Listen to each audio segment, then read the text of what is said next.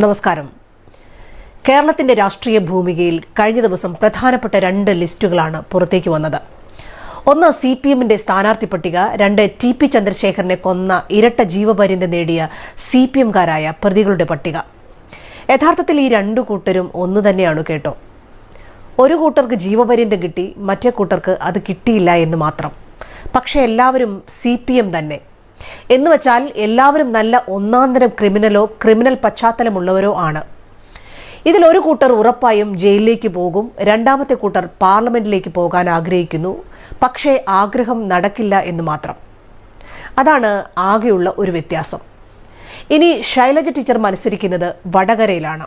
തീർച്ചയായും ടീച്ചർക്ക് എവിടെ വേണമെങ്കിലും മത്സരിക്കാം, അതിനുള്ള ജനാധിപത്യപരമായ അവകാശം അവർക്കുണ്ട്. പക്ഷെ വടകരയ്ക്ക് ഒരു പ്രത്യേകതയുണ്ട്. അത് TP ചന്ദ്രശേഖരൻ എന്ന കമ്മ്യൂണിസ്റ്റുകാരൻ സഹപ്രവർത്തകന്റെ ചോര വീണ് കുതിർന്ന മണ്ണാണ്. 52 വെട്ടുവെട്ടി തിരിച്ചറിയാൻ പോലും കഴിയാത്ത വിധമായ ശരീരത്തോട് കണ്ണില്ലാത്ത ക്രൂരത കാണിച്ച മണ്ണാണ് വടകര. കണ്ണിൽ കനലുമായി അവിടെ ഒരു സ്ത്രീ നെഞ്ചുറപ്പോടെ നോക്കി നിൽക്കുന്നുണ്ട്. അവരുടെ പേര് KK രമ എന്നാണ്. TPയുടെ വിധവ.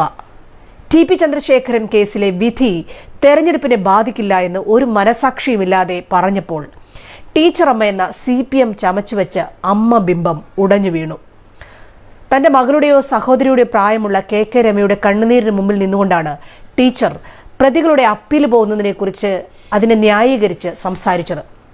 അതുകൊണ്ട് ടീച്ചറിനോടുള്ള എൻ്റെ ചോദ്യം ഇതാണ്: വടകരയിലെ ജനങ്ങളെ അഭിമുഖീകരിച്ച് അവരോട് വോട്ട് ചോദിക്കാൻ ടീച്ചറിന് യാതൊരു വിധത്തിലുമുള്ള ലജ്ജയും തോന്നുന്നില്ലേ? ടീച്ചറിൻ്റെ പാർട്ടി ഇല്ലായ്മ ചെയ്ത TP ഓടി നടന്ന് രാഷ്ട്രീയ പ്രവർത്തനം നടത്തിയ മണ്ണിൽ ഒരു മനസ്താപവുമില്ലാതെ വോട്ട് ചോദിക്കാൻ ടീച്ചറിന് കഴിയുമോ?